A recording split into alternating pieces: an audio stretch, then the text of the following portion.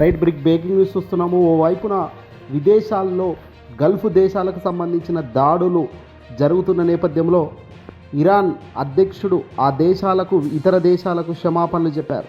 అవును, పొరుగున ఉన్న గల్ఫ్ దేశాలపై దాడులు చేయబోమని స్పష్టం చేస్తూనే గత పరిణామాలకు సంబంధించి ఇరాన్ అధ్యక్షుడు ఆ దేశాలకు క్షమాపణలు చెప్పుకుంటూ వచ్చారు. ఖచ్చితంగా శాంతి మంత్రంతోనే ముందుకు అడుగులు వేస్తామని చెప్పారు.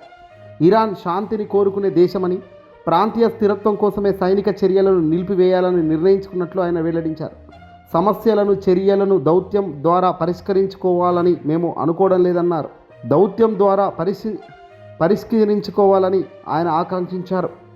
గల్ఫ్ దేశాలతో శాంతిని కోరుకుంటున్నప్పటికీ అమెరికా, ఇజ్రాయెల్ దేశాలను ఖచ్చితంగా విడిచిపెట్టబోము అని చెప్పుకొచ్చారు ఆయన. అమెరికా, ఇజ్రాయెల్ దేశాలకు లొంగిపోయే ప్రసక్తే లేదని ఆయన తేల్చి చెప్పారు.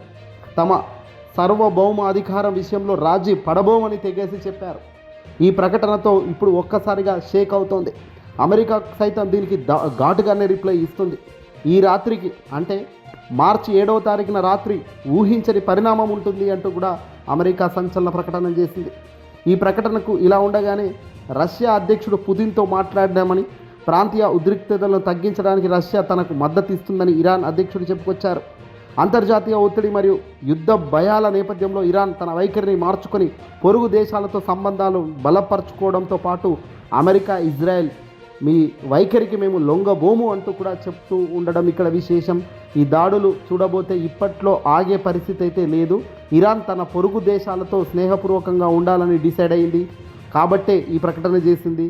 అలాగే మేము ఎవరిని ఎప్పుడు టార్గెట్ చేయబోమని, మేము ఇలా కొట్లాటలతో ముందుకు పోవాలని అనుకోవడం లేదు. కానీ అమెరికా, ఇజ్రాయెల్పై మా వైఖరి మారడం మాత్రం ఉండదు. దీనికి ధీటుగా సమాధానం చెబుతాము. ఎట్టి పరిస్థితుల్లో ఈ ఇజ్రాయెల్ దేశాలకు, అమెరికా దేశాలకు లొంగిపోయే ప్రసక్తే లేదంటూ బల్ల గుద్ది ఇరాన్ అధ్యక్షుడు చెప్పారు.